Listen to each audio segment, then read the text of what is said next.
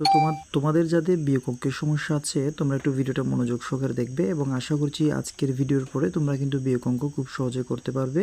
তো চলো আমরা শুরু করছি। দেখো এখানে কিন্তু এই যে এটা হচ্ছে একক সংখ্যা, এখানে 4 এটা হচ্ছে একক সংখ্যা, এটা হচ্ছে দশক সংখ্যা। তো আমরা জানি যে উপরে যদি ছোট সংখ্যা থাকে নিচে যদি বড় সংখ্যা থাকে তাহলে এই ছোট সংখ্যা থেকে বড় সংখ্যা বিয়োগ করা যায় না। তখন সেই ক্ষেত্রে তুমি কি করবে? যদি ছোট সংখ্যা থেকে বড় সংখ্যা বিয়োগ করা না যায় তখন তোমার এই যে পাশে 8 আছে এই 8 থেকে এক ধার নিতে হবে। তো মনে রাখবে এটাকে আমরা বলবো একক সংখ্যা, এটাকে বলবো দশক সংখ্যা। অর্থাৎ এটা হচ্ছে একক অঙ্ক, এটা হচ্ছে দশক অঙ্ক। এই যখন উপরেরটা যখন ছোট হবে এটা থেকে যখন তুমি এটা বিয়োগ করতে পারবে না তখন এই যে দশক সংখ্যা থেকে এক ধার আনতে হবে। তো এক ধার এনেছো মানে এক দশক ধার এনেছো, অর্থাৎ তুমি 10 ধার এনেছো।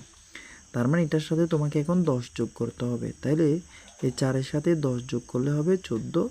এই 14 থেকে 9 যদি তুমি বিয়োগ করো তাহলে তোমার থাকবে হচ্ছে 5। 14 থেকে 9 বিয়োগ করলে হচ্ছে কত? 5। এখানে কত থাকবে? এখানে হচ্ছে 7। কেন 7 থাকবে? কারণ এখান থেকে এক তুমি এখানে দিয়ে ফেলেছো, তাহলে এখানে আছে কত? 7। এই 7 থেকে তুমি যদি 4 বিয়োগ করো তোমার এখন থাকবে কত? 3। 7 থেকে 4 বিয়োগ করলে কত থাকবে? 3। এখন আমরা পাশের অঙ্কটা দেখব। পাশের অঙ্কটা খেয়াল করো। আমরা এই যে আবার এখানে এককের ঘরে দেখো 5 আছে, 5-এর নিচে কিন্তু 6 আছে। আমরা জানি যে ছোট সংখ্যা থেকে বড় সংখ্যা বিয়োগ করা যাবে না। তখন কি করতে হবে? এই যে পাশে যে দশকের ঘরে যে 8 আছে এখান থেকে এক এখানে ধার আনতে হবে। তো যখন আমরা ধার আনবো তখন এক দশক ধার এনেছো, তোমাকে ধরে নিতে হবে। তো 10 তুমি ধার এনেছো, এখান থেকে এনেছো এক, বাট তুমি এটা যেহেতু দশক সংখ্যা তাহলে তোমাকে মনে মনে ধরতে হবে এখান থেকে তুমি 10 ধার এনেছো, কারণ এটা যেহেতু একক সংখ্যা। তাহলে এখানে যদি 10 ধার আনো তাহলে 5-এর সাথে 10 যোগ করলে হবে 15। এই 15 থেকে 6 বিয়োগ করলে হচ্ছে তোমার 9। এখানে আছে কত? এখন 7। এই 7 থেকে যখন তুমি 3 বিয়োগ করবে তখন তোমার থাকবে হচ্ছে কত? 4। এখন খেয়াল করো আমরা এই পাশের অঙ্কটা করব। এখানে দেখো 8 থেকে 9 বিয়োগ করতে পারবো না যেহেতু উপরেরটা ছোট সংখ্যা। আমরা এখান থেকে এক দশক ধার আনবো। তাহলে এক দশক মানে হচ্ছে 10 তুমি ধার এনেছো, তাহলে 8-এর সাথে 10 যোগ করলে হচ্ছে 18। 18 থেকে 9 গেলে হচ্ছে 9। 18 থেকে 9 বিয়োগ করলে কত থাকবে? 9। এখানে আছে কত? 6। এইখানে আছে কত? 6। এই 6 কেন আছে? কারণ এখান থেকে এক তুমি এখানে বিয়োগ করেছো। এখানে আছে কত? 6। 6 থেকে তুমি যদি এক বিয়োগ করো তোমার থাকবে হচ্ছে এখানে কত? 5। এখন আসো আমরা পরের অঙ্কটার সমাধান করব।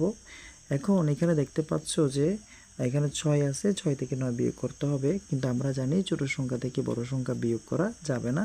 তখন এই কি করতে হবে? এই যে পাশে 8 আছে দশকের ঘরে এখান থেকে এক এখানে ধার আনতে হবে।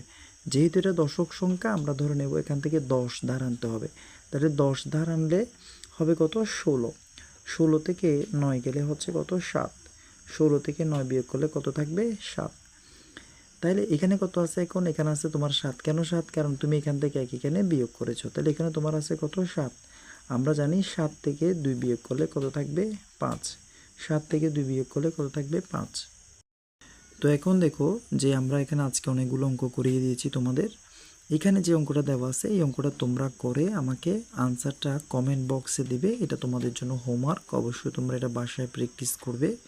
এটা করে আমাকে অবশ্যই অঙ্কটা আনসারটা তোমরা কমেন্টে লিখবে এবং এই অঙ্কগুলো তোমরা বাসায় না দেখে করার জন্য চেষ্টা করবে। তো আশা করি তোমরা অনেকগুলো বিয়োগ অঙ্ক করেছো, বুঝতে পেরেছো। তো যদি ভালো লাগে সাবস্ক্রাইব করে আমাদের সাথে যুক্ত থাকবে পরের ভিডিও পাওয়ার জন্য। ধন্যবাদ সবাইকে।